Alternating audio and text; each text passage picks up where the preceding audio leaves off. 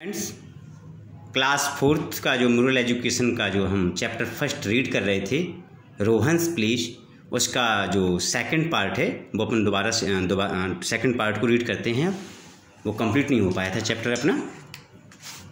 Okay, तो don't worry, God से is always appreciated. उसके पापा ने कहा परेशान मत हो, जो शिष्ट व्यवहार होता है उसे हर कोई समझ सकता है, उसे हर कोई हमेशा समझता है। All this time Rohans had been shouting and banging his spoon on his plate. इस समय पर जो रोहन था वो क्या कर रहा था, जोर जोर से शोर कर रहा था, चिल्ला रहा था और अपनी प्लेट में स्पून से अपनी प्लेट को बजा रहा था, चम्मच से अपनी प्लेट को बजा रहा था। गिव मी एन एग, मुझे एग दे दो। आई वांट सम मिल्क, मुझे कुछ दूध चाहिए। गिव मी दैट स्पून, मुझे वो चम्मच दे दो। In the rudest way possibly, जितना संभव हो सकता था उतना अधिक वो बुरा व्यवहार कर रहा था। Suddenly Rohan stopped and listened to his brother. अचानक रोहन रुका और उसने अपने भाई को सुना। He thought it would be interesting to try mimic Deepak to make fun of him. उसने सोचा कि आज दीपक की जो मिमिक्री करने का बहुत ही अच्छा तरीका है और हम इसका आनंद लें, इसकी मिमिक्री करके हम इसकी मजाक उड़ाएंगे आज। सो ही बिगेन, तो उसने आरंभ किया। Mother will you give me some jam mum. उसने कहा माँ मुझे कृपया थोड़ा सा जैम देना। और वो प्लीज़ कहना चाह रहा था, लेकिन प्लीज़ न कहकर उसके मुंह से क्या निकल गया, मम, इस तरीके के वर्ड निकल गए। रोहन वाज ट्राइंग टू से please but how could he.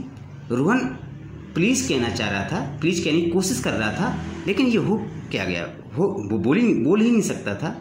He did not know that his own little please was sitting inside Deepak's mouth. वह नहीं जानता था कि उसकी छोटी सी प्लीज दीपक के मुंह में जाकर के बैठ गई है। So he tried again and asked for the butter.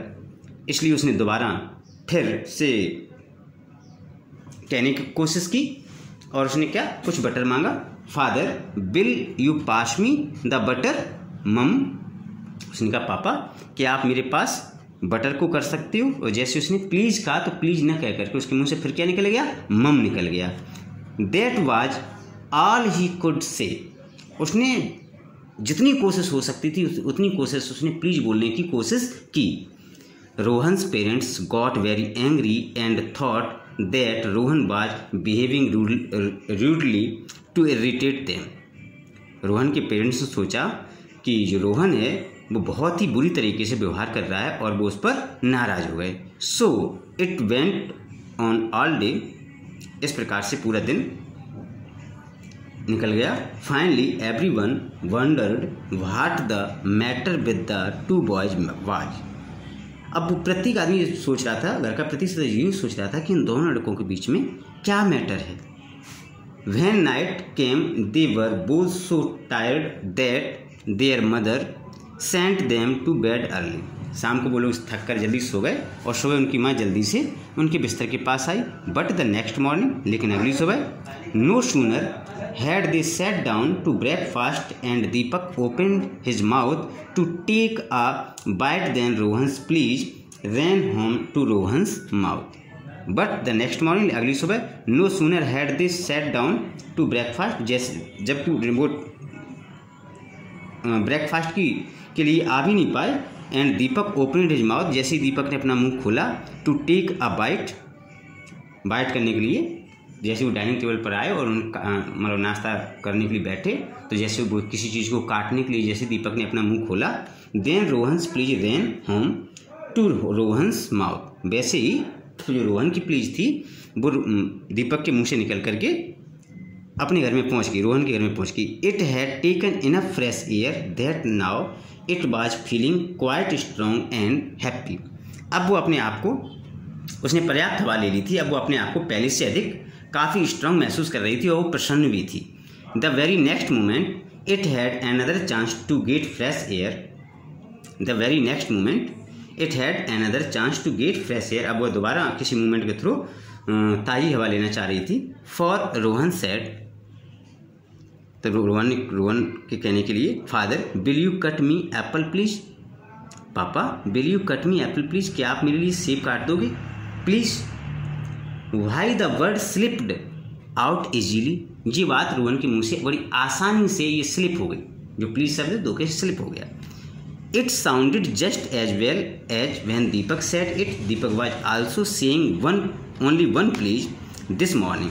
अब क्या हुआ, इसके साथ साथ दीपक भी अब केवल एक ही बार प्लीज शब्द को बोल रहा था, जो शाम को डबल बार बोल रहा था, लेकिन अब उसने नहीं बोला double. So he was glad to, इसलिए वह भी प्रसन्न था। फ्रॉम दैट डे, उस दिन से one word onwards Rohan was just as polite as his brother, उसी दिन से रोहन इतना अधिक नम्र हो गया, पोलाइट मीन्स नम्र, जितना कि उसका भाई दीपक था, मतलब वह अपने भाई की तरह बिल्कुल पोलाइट हो गया। तो इस चैप्टर से मुझे क्या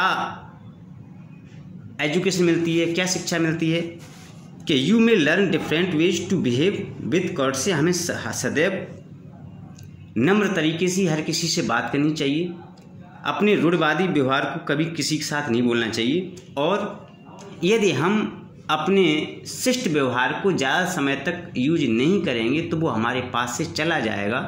इसलिए हमें अपने जीवन में सदैव शिष्ट बन के रहना चाहिए और हमेशा अपने से बड़ों से प्लीज़ रेस्पेक्ट तरीके से ही बात करनी चाहिए। इस चैप्टर का जो मेन उद्देश्य है वो ये है कि हमें कभी भी अशिष्ट नहीं बनना चाहिए, सदैव शिष्ट व्यवहार को अपनाना चाहिए, हमारा जो बिहेव हो हमेशा पोलाइटली बिहेव को यूज करना चाहिए। इस चैप्टर से हमें यही एजुकेशन मिलती है। Okay, thank you.